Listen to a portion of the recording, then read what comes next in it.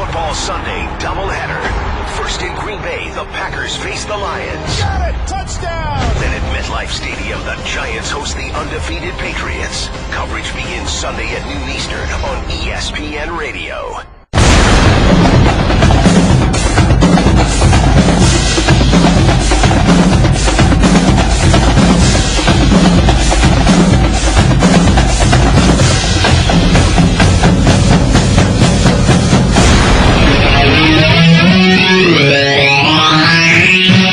Passion, opinion, must-hear radio. This is the Paul Finebaum Show. And now, Paul Finebaum.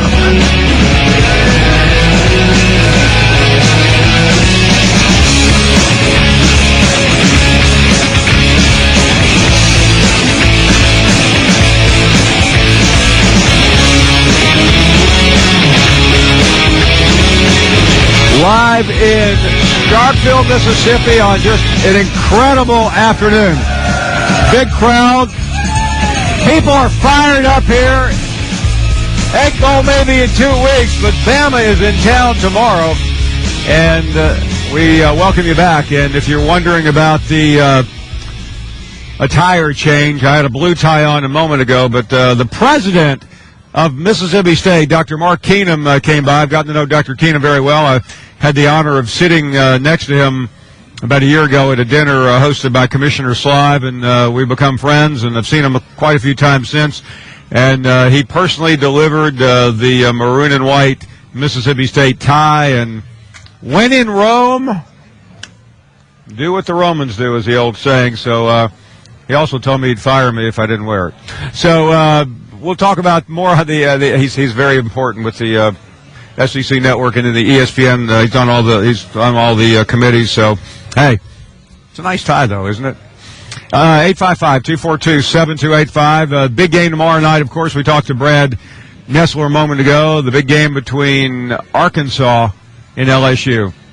I don't know if it's the boot, you know. Playing for the boot, that gives Arkansas a little added incentive. When LSU takes on Arkansas, they better be ready to stop a hot quarterback. Got tremendous respect for Les. He's an entertaining guy. We're playing for an opportunity at a championship. Brandon Allen, he's on fire. We're still very much in it. When LSU takes on Arkansas, you better get a pass rush. Everybody loves that boot, man. We welcome you back. Glad to have you on board. Let's continue and talk to Jay next in Meridian, Mississippi. Hey, Jay. Jay, you there? Yeah, how you doing, Paul? I am doing great. Thank you for calling.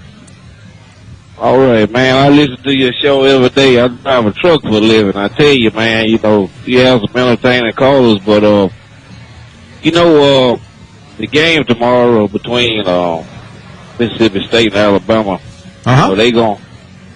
I'm an Alabama fan, but, I think that it's going to be a close game, and, so I think Alabama do well, but I'm going to tell you something, Paul. You might need to get you some earbuds, because I know those cowbells up there about to drive you crazy, man. How'd you know? Hey, I can hear them in the background. Cowbell is worse than, I was raised on a farm. It's worse than a bullhorn. And, so I can imagine what you're going through. Well, listen, I don't mind it at all, Jay. I really don't. Thanks for the call, though. Mark is up next in Minnesota. Hey, Mark. Thank you. Good afternoon. Yeah, good afternoon, Paul. I just called for a couple things. One of the reasons I called was to give some appreciation to you. I know everybody likes your show, but I'll tell you what, we live in an era of a very extensively fun time in college football, and you are such an important part of it. In 200 years from now, when we've all moved on and they try to figure out how to make a show, they're going to say, look in those archives and figure out how did they do the Paul Finebaum show. And we are so lucky to have you.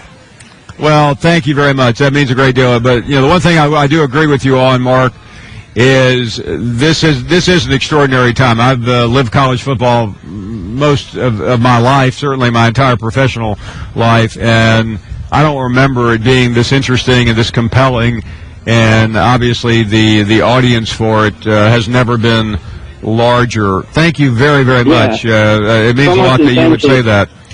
Heath is up next in Birmingham. Heath, good afternoon. How you doing today, Paul? Really well. Coming to you loud and clear from outside the All Over Network. What's really going on in Auburn down there, Paul? I don't know. Am I missing something? I don't know, man. I just wonder how that, all the hype at the beginning of the year and everything, and things just seem to be getting a little better. But I don't know. I think maybe what happened is the same kind of thing that happened to Tiger Woods and his drop-off, man. I think a woman got in there some kind of way. I don't know, man, really. Well, that would be news to me. Jimmy is next up in Mississippi. Hey, Jimmy. Hey, Paul. How you doing this evening? Really well. Thanks for the call. Yes, I watch your show all the time, and you do a fine job, and I appreciate you. But I have a question about, will you see Dan before the game? What was that, I'm sorry, Jimmy? Will you see Dan Mullen again before the game? Yes, I will. I apologize. It's fairly loud here. We're outside. There's a lot of music playing. I will see Dan tomorrow morning. He'll be on our Saturday morning show. Okay, can you ask him a couple of questions for me? I'll be happy to. On the defense, I have noticed, I watch a lot of football. I'm a football fan. And the corners will not learn to turn their heads around when they're on a route with their receivers so they can see the ball coming. And they get a lot of pass interferences like that. All they got to do is be trained and taught how to turn their heads around. I played the game in high school, and I was a corner and I was a quarterback. And we was taught to play one-on-one football with the corners, and you got a good running back coming in like Derrick Henry, you're going to have to put at least 8 in the box. That's all I'm saying. I'm just trying to make a suggestion. If they start doing that, they could get interceptions or at least knock the ball down. Well, I will. I'll run that by. Thank you very much. Good to hear from you, buddy. Tyler is up next in Ohio. Hello, Tyler. Hey, Paul. How you doing? Really well. Thanks so much. I was wanting to talk to you about SEC fans calling in about Ohio State's schedule and the potential of another Ohio State-Alabama rematch. Okay. If those two teams were to play again in the playoffs, who do you think would win? Well, it's an easier question at the end of the year, but as of this moment, I think Alabama is a little bit better than Ohio State. But that's like trying to hit a moving target. I believe Ohio State is going to get on a run here against Michigan State and Michigan and probably Iowa. So Danny Sheridan, the odds maker, said in Vegas right now it would be an even game. So I would take Alabama in the rematch.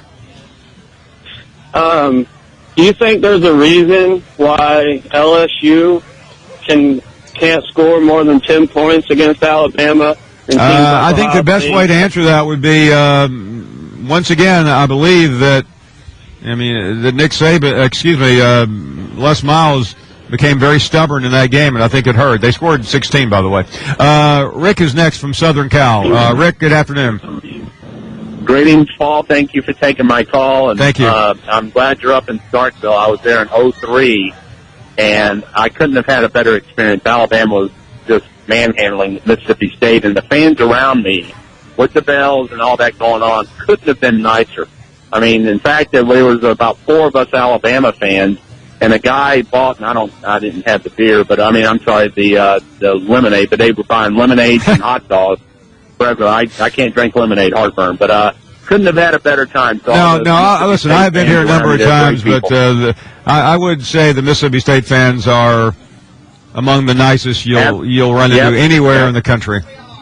They absolutely are. And about a couple of months ago, you and I talked, and I was making the comment about how I love the fact that Alabama plays these types of games and didn't have to schedule like Ohio State games does, because every game seems to be big. And there's no other team in the country that would come off a game compared to the game of the century, like an LSU game, and have even a bigger game the next week. So as an Alabama fan, all of us Alabama fans should be very, very excited and grateful that we have these types of games. They're so much fun to look forward to. No, Rick, you're right. This is a great end of the season, and Thanks for the call. Always great to catch Have a great up. afternoon.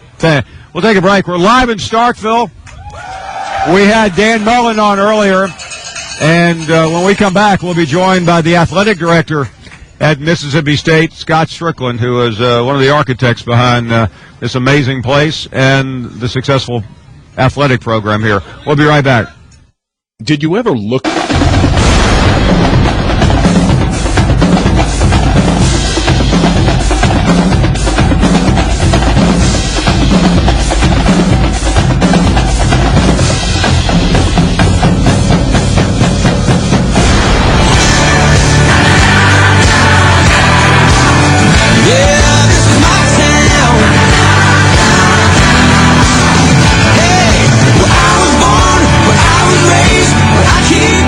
Welcome back. We're taking a look at the stadium behind us.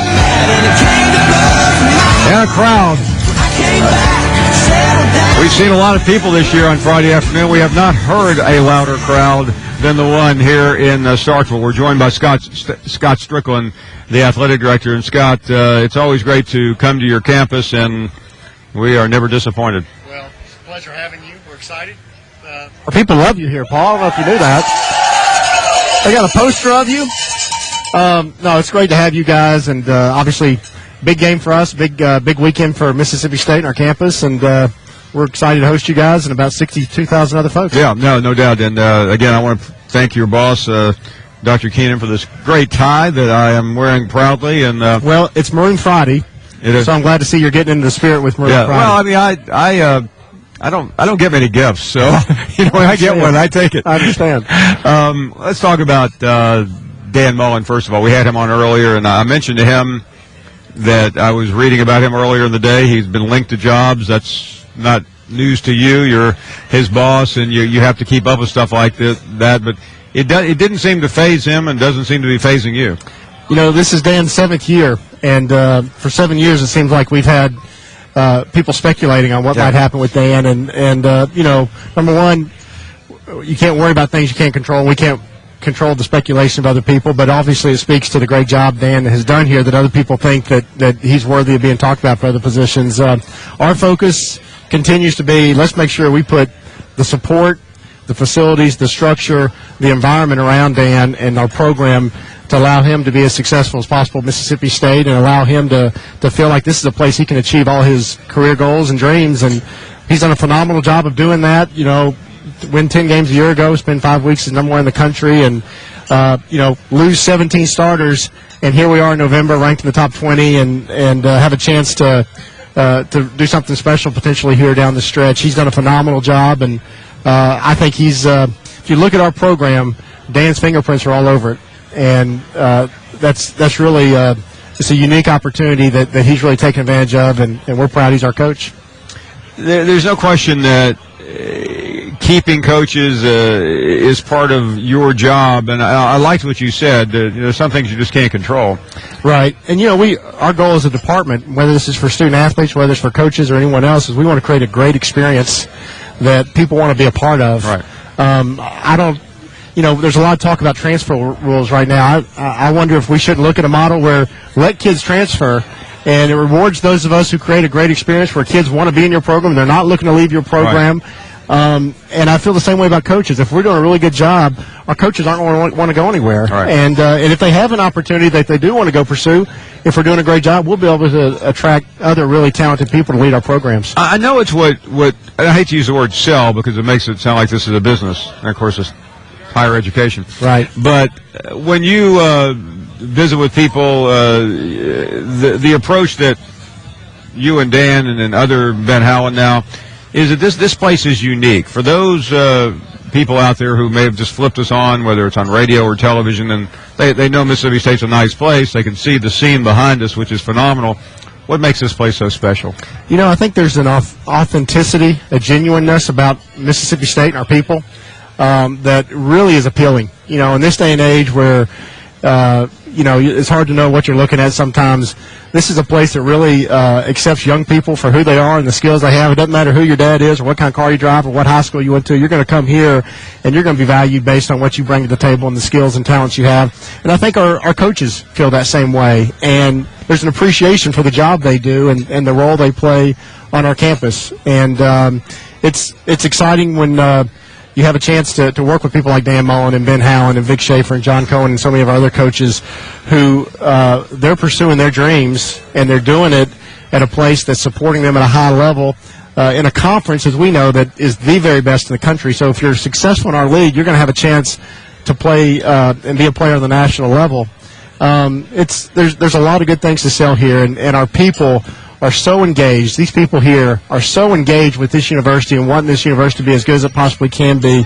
And you just get a sense that everybody's pulling the same direction, and you can do some pretty remarkable things, as you know, when that's happening. Speaking of what's behind us, what are all these people out here doing? What is this? Well, in addition to making sure you feel like you're being welcome to our campus, at 4 o'clock, so here within the hour, they're going to open up all the tailgating areas here in the junction and throughout campus. And it's a little bit of a Sooner land rush for tailgate spots. So people will at 4. They'll rush. They'll rush out to the center space. They'll pop their tents up, and within 5 minutes, it'll be a sea of maroon and white tents getting ready for the big ball game tomorrow against Alabama. I mean, every campus has its traditions.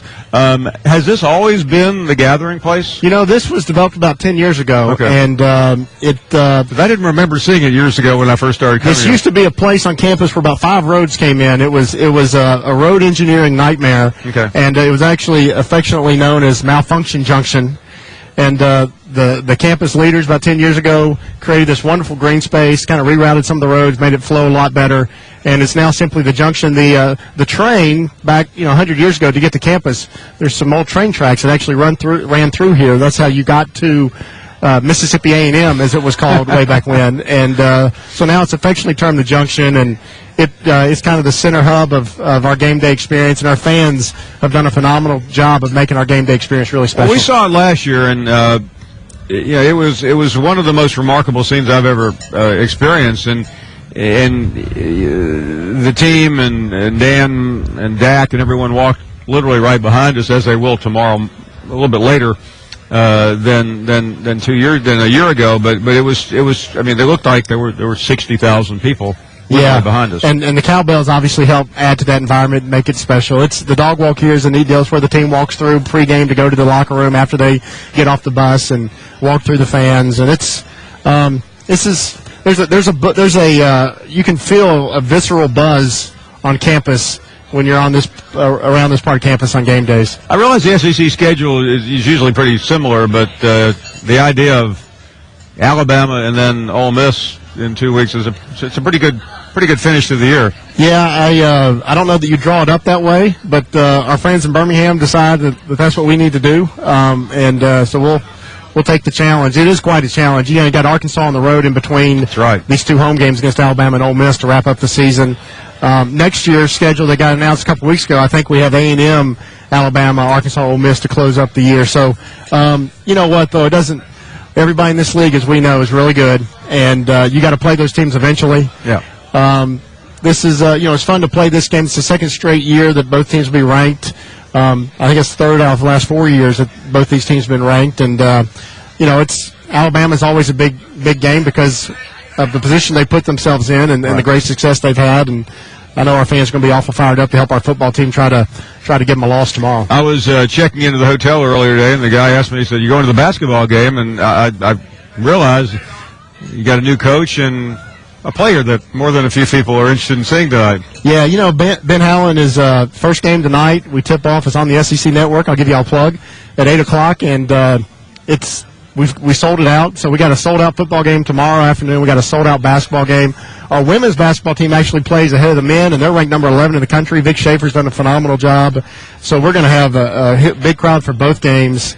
Ben's done a great job of coming in and getting really people fired up about men's basketball again. And, we're a program that's had success. We've been to the Final Four, won 6 SEC championships. The young man you're talking about, Malik Newman, is a true freshman from Jackson whose father played for us, and he's a McDonald's All-American. And got a lot of seniors coming back that Ben inherited, and we're excited about this year. Ben's doing a great job on the recruiting trail. We're really excited about the future. Scott Strickland, thank you so very much. It is always a pleasure to see you, and thanks for the hospitality. Thank you, Paul. Appreciate you being here. You bet. Scott Strickland here in Starkville, and as we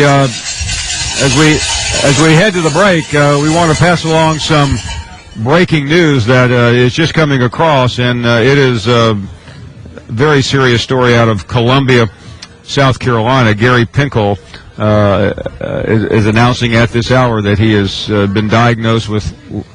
He was diagnosed with lymphoma in May and is stepping down at the end of this season. So a tumultuous week for Coach Pinkel. Obviously, not only battling with health issues, but with the unrest on that campus, which fortunately has now abated. But Gary Pinkel stepping down at the end of the season. We'll have more on that story when we come back. We're live in Starkville. Have you heard?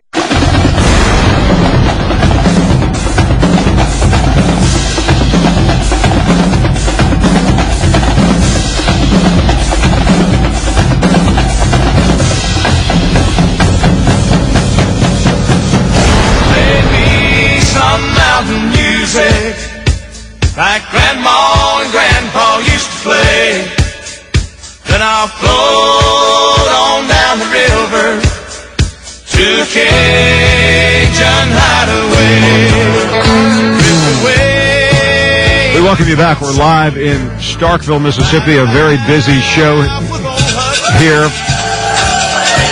We had Coach Mullen on and Scott Strickland. We just heard from Coach Pinkel a moment ago for those watching us on television. And as we went to the break, we gave you the breaking news of this afternoon. It has been an amazing week in Columbia, and it has unfortunately become more dramatic. Gary Pinkel moments ago announced that he will resign his position as head football coach at the conclusion of this year. Pinkel announced that he has been undergoing treatment for a non-cancerous lymphoma, and we are obviously passing this news along as we receive it. Pinkel's comment is, and I quote, "I want to make it very clear that I'm not doing poorly and that this is a manageable disease, but it's one that will never go away. So many people have bigger struggles with other forms of cancer and other serious diseases, and I feel blessed that I've got something I can fight and still enjoy a quality of life." So he was just diagnosed with lymphoma, a non-threatening lymphoma, with a lymphoma in May, and has been treating it. He informed his staff this evening, and we'll address questions after the game in Kansas City. So again, Gary Pinkel stepping down at the end of the season. We're joined now by Brent Musburger, who will be calling the game tomorrow night in Kansas City. Brent, thanks for the time, and just an utterly unforgettable week in Columbia, and now this from Coach Pinkel. Your thoughts, and what can you tell us, if anything? Well, like everybody else, I was stunned by the news, which broke here just moments ago. And as I talked to you, Paul, the BYU football team has filed onto the field here. This is the first time that perhaps 98% of them have ever been in Arrowhead Stadium. And I saw some of them looking down at their telephones on the field, so I'm sure that the news is being passed around the BYU staff. Gary Pinkel is just a wonderful, wonderful football coach, and has done through the years a tremendous job at Missouri. When you go back, Paul, and you look at where they were athletically when he took that job, especially with the football team, and then he built them up to the position that when they joined the SEC, they have won 2 Eastern Division championships, which is absolutely, in my mind, remarkable. This week is something that Coach didn't deserve. And as we all know, when news started to leak out on Sunday, there were thoughts that this game might not even be played. But, of course, there were developments in Columbia, and the football team went back to work after missing at least one day that I know of. I'll talk to Coach Pinkel here a little bit later and find out how the focus is of this football team. But did this drive Pinkel to make the announcement now? Well, you are certainly left to speculate that because these are very troubling times over at Missouri, and I don't think any coach has had to deal with something that came across Gary Pinkel's desk Saturday evening or early Sunday morning. And then when we all learned that he's been battling lymphoma, and, of course, the added pressure that was brought on by this set of developments down in Columbia over the weekend certainly could not have helped him. And I think all of us wish him nothing but the best. We hope that he's able to maintain his good health. When I've been around him several times this fall, Paul, he has looked to be in very good physical condition. He's been very alert, but something like this obviously can wear you down, and then there were the circumstances brought about by the possible boycott of this particular football game. So as it comes across, there are as many questions right now as there are answers, and it is something that he probably could have sat on until the end of the season. I don't think anybody was questioning Gary about whether or not he was going to continue as head football coach. I'm sure he could have continued as long as he wanted to. So just like you and everybody else in the SEC Nation, we are taken aback by this late development here today. And of course, you are wondered, and I have wondered, what's the reaction of the team going to be, first of all, to the set of circumstances that developed over the weekend in Columbia, and then the recent news that their head coach is stepping down at the end of the season. You wonder how this football team, which was struggling already over the past month, having a terrible time scoring touchdowns, how they're going to be able to focus on a BYU team that you don't want to go to sleep on. They're 7-2. They're well coached. They lost their quarterback in the opening game of the season. Enter the freshman. All he did was stage a miracle ending to that first game, and they have gone from there. They come in 7-2, and they are certainly a force to be reckoned with, Paul. No, you're right. And let me just make sure I correct what I said a moment ago about the illness, Brent. He was diagnosed in May of 2015 with lymphoma, right, which is a type of a non-Hodgkin's lymphoma, cancer of the blood. I just want to make sure I correctly pass that along.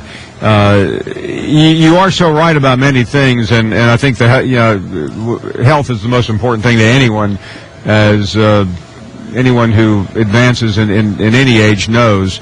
But what you said a moment ago, Brent, really struck me because I felt Coach Pinkel handled the situation as well as he possibly could. He understood the severity of it. If he didn't react, he stood up there. He stood behind his players, even though many have taken issue. But I thought it was a great moment for him. It was one of his finer moments because he stood up for the team. And I'm like you, terribly saddened to hear this news because he is such a compelling figure and such a likable figure as well.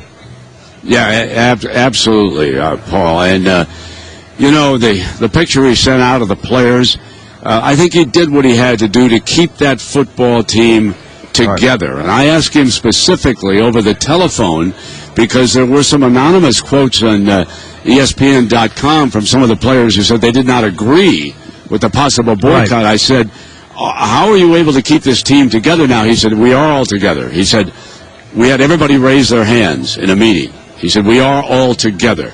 And that had to be the first job of Gary Pinkel in this situation. He had no control over what was happening outside of his football team, but he had to keep them together. And I certainly agree with you. Let's sort out whether or not we agree with what was happening with the outside pressure. Let's forget about that for a minute. And let's just focus on Gary Pinkel, what he had to do.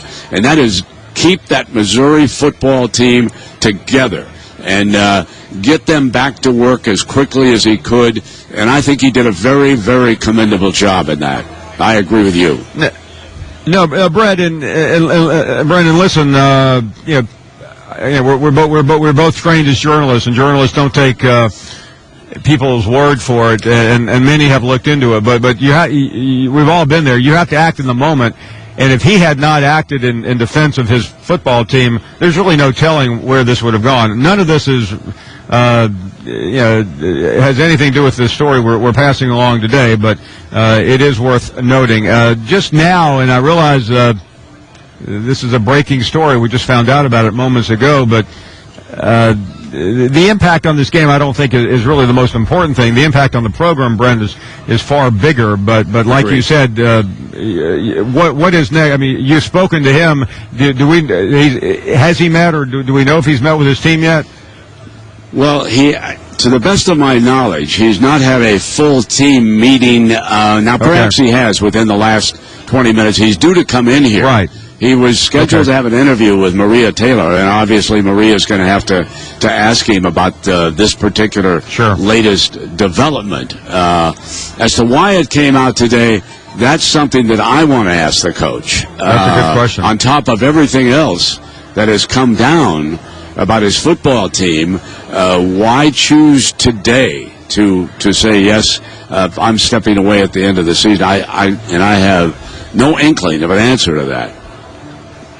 No, and again, we're just talking because it's hard to really think about too much else now.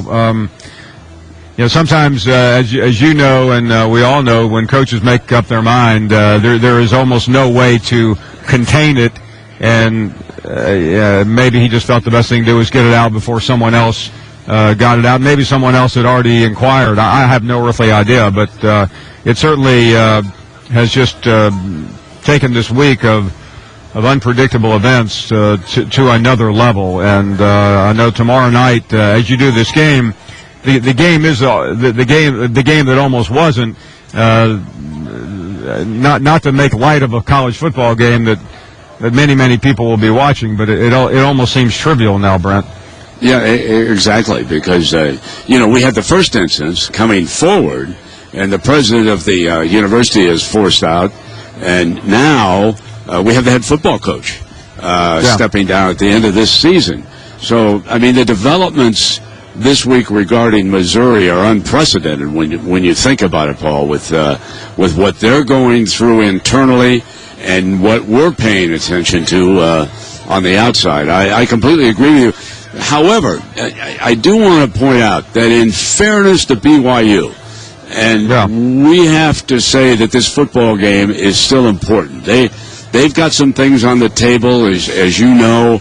They would like to someday join a conference. The Big 12 could add a couple of teams. I'm sure that BYU would jump at the chance to join that particular conference. I've always thought that only Notre Dame could stay independent, and look what happened with them over the last year or so. They basically have done everything but say we're a football playing member of the ACC. All the rest of their teams have gone in there. So this game has importance as far as BYU is concerned. And from the Missouri standpoint, Paul, they still need 2 wins to become bowl eligible.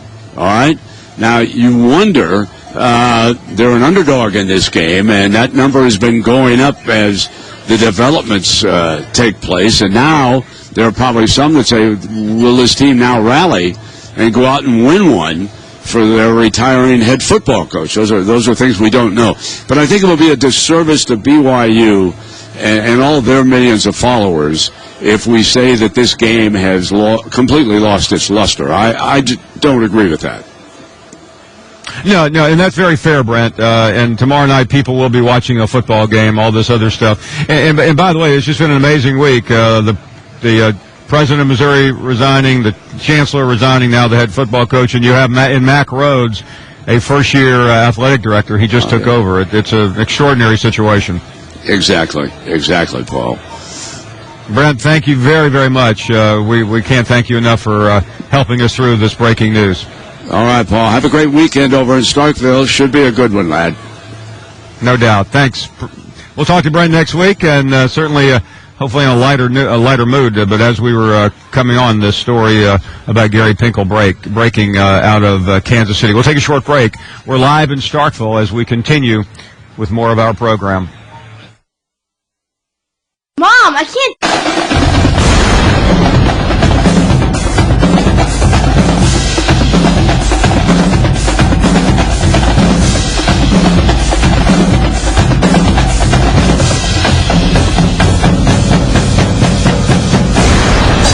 Well, you get down the fiddle and you get down. And we welcome you back. Again, the headline story of this hour, Gary Pinkel stepping down at the University of Missouri, diagnosed with lymphoma in May.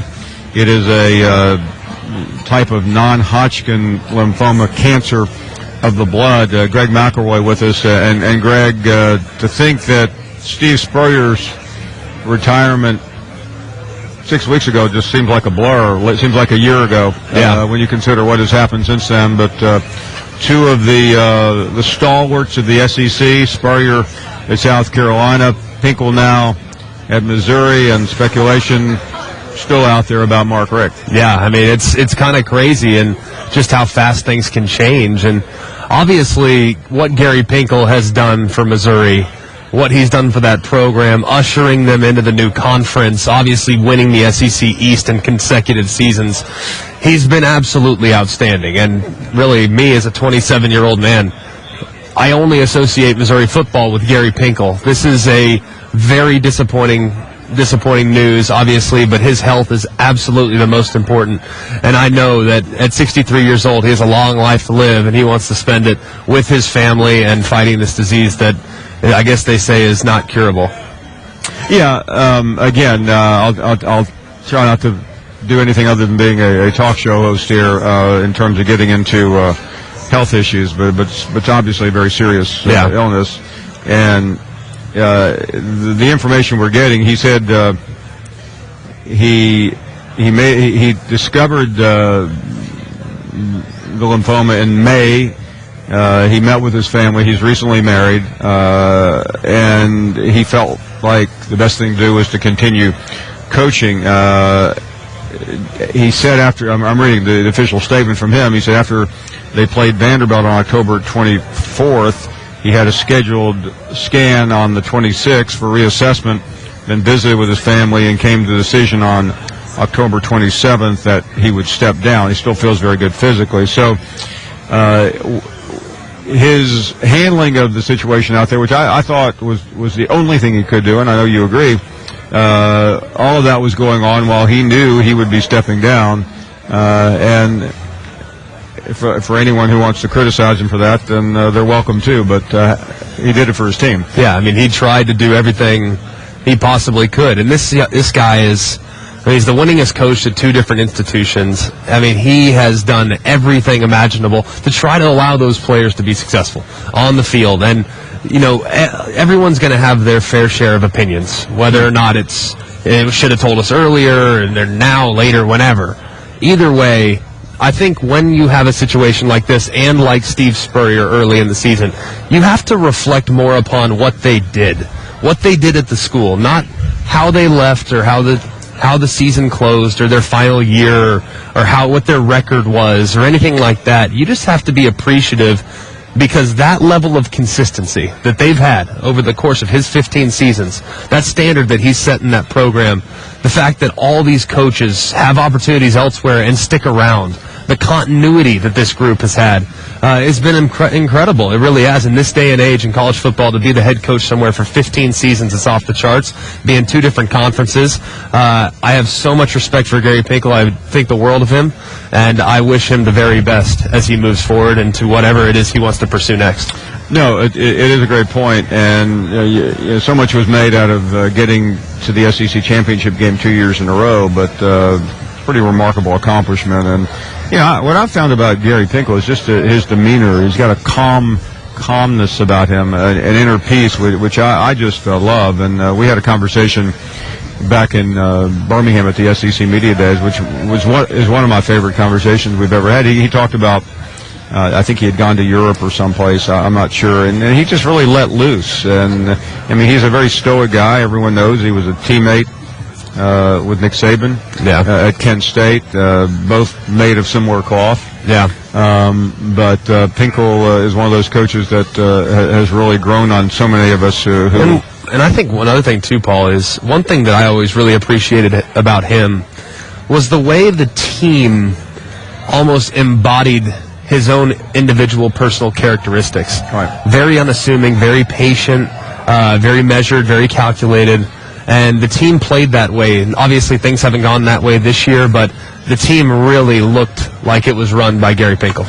Greg McElroy joining us talking about Gary Pinkel, who, if you have not heard, will be resigning at the end of the season due to health reasons. Did you ever look? Hey, football fans, this is Robert Flores. Coming up on the latest Football Today podcast, we'll take a look back at the Bills' win over the Jets, why it further clouds the AFC wildcard picture. Plus, we're picking all the games for Sunday and Monday. Download at ESPN.com/PodCenter. Hey there, everybody. We're Mike and Mike. It's that time of year again, Greeny. You're absolutely right, Golick. The college football playoff is here. And we're giving you the chance to be in with us at the national championship game. Here's what you do. Listen live every weekday for your chance to win the Mike and Mike at the college football playoff sweepstakes presented by AutoZone. Listen live for that winning word, then just enter for your chance to win. We're picking a winner every week. Who's in? Visit ESPNradio.com/MikeCFP for complete contest rules. It's a Football Sunday doubleheader.